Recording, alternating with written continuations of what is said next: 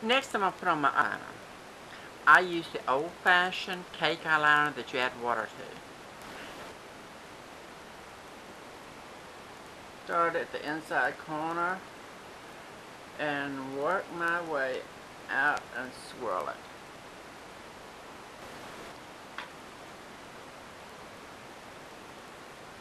Again, we start on the inside. Sweep out. Try to get as close to your lashes as possible. I don't normally do false eyelashes, but today I'm going to show you how to put them on. This is how I put them on. I learned this years ago.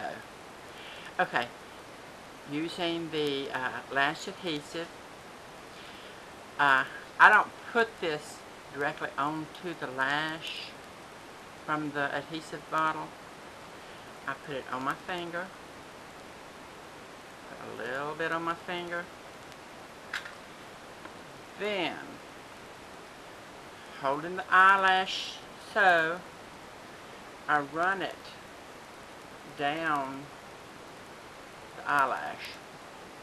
I can be a little bit more precise of how I got it, because I want a little extra on the ends, more so than what I have in the middle. So you can see that. You can see the adhesive on there. It was so easy. Now you set that down. You don't want to put that directly on your eye. You want that to set up a little bit. Okay. Now let's take the other eyelash and do the same thing. You just lay that down. Just lay it on there and then work it on.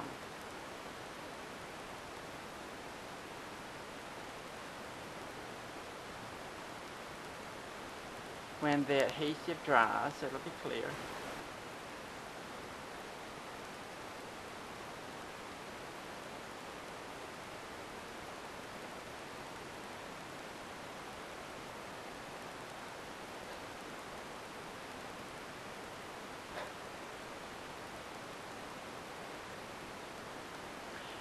Like I said, when it dries, you won't see any of the adhesive. Go in and fill in our eyebrows where they look nice and complete.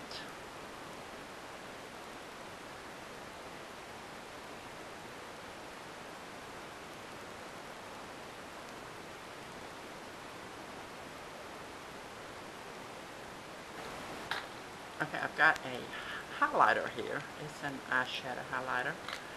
I'll take and put just a little bit of that underneath my brow.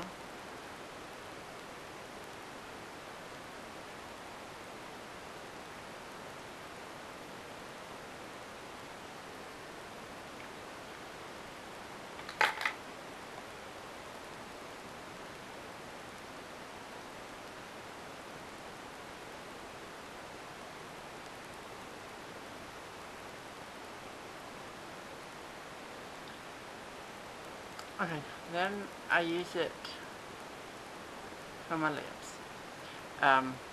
My lips are starting to recede with age, so I do kind of draw them up a little bit. My upper lip did, especially when I got dentures.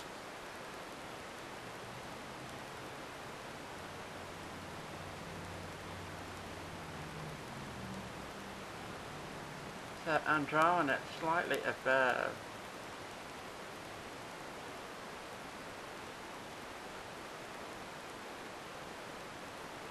my natural lip line.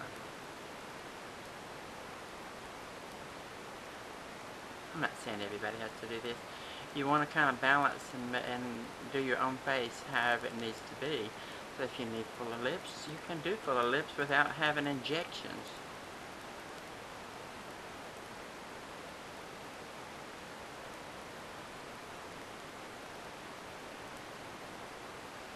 And this eyebrow pencil will stay on even underneath your lips. When your lipstick comes off, the eyebrow pencil will still be there.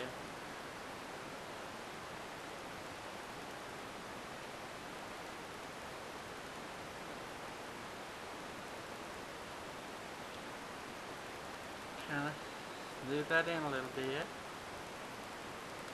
I mean, you're going to cover that up.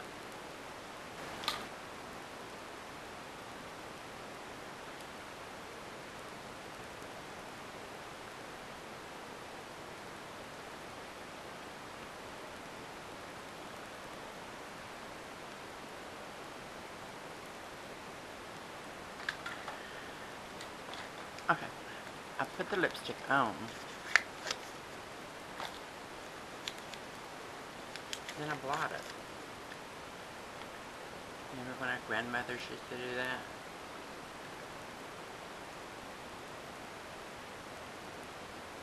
That basically sets your lipstick.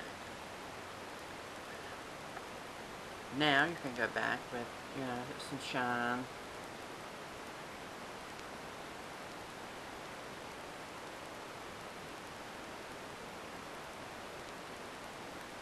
I like the technique that all the old movie stars used to use and Marilyn Monroe made famous was she wore the red lipstick, but then in the very middle she would wear the light colored pink, and it was a highlighter, and it made her lips look really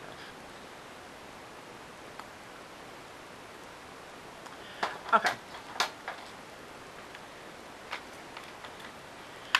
Now I'm going to go back and add just a little bit more blush, this time powder.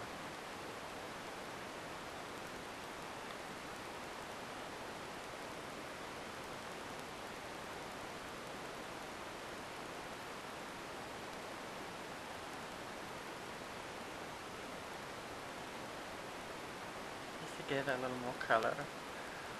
And you can do that during the day if your blush starts to fade. Okay. Let's see. My makeup is done. It looks a little bit better than it did when I started, doesn't it? Okay, now, since I'm having a really bad hair day after a gastric bypass, and I seem to be losing my hair, I'm going to put on my favorite wig. Had this wig for years. My husband loves it.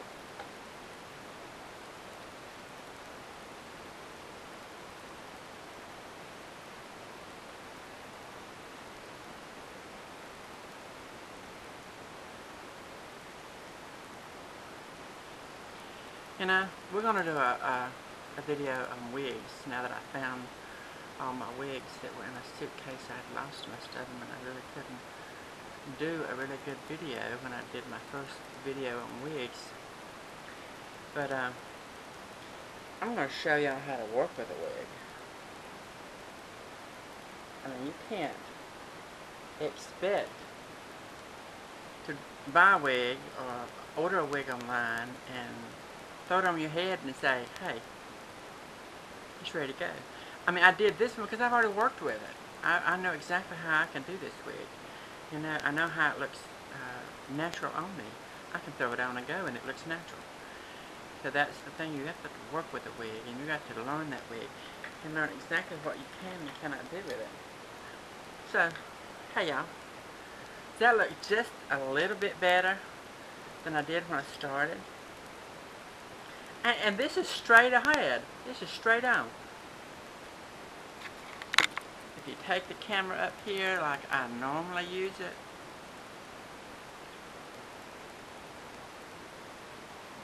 hey y'all.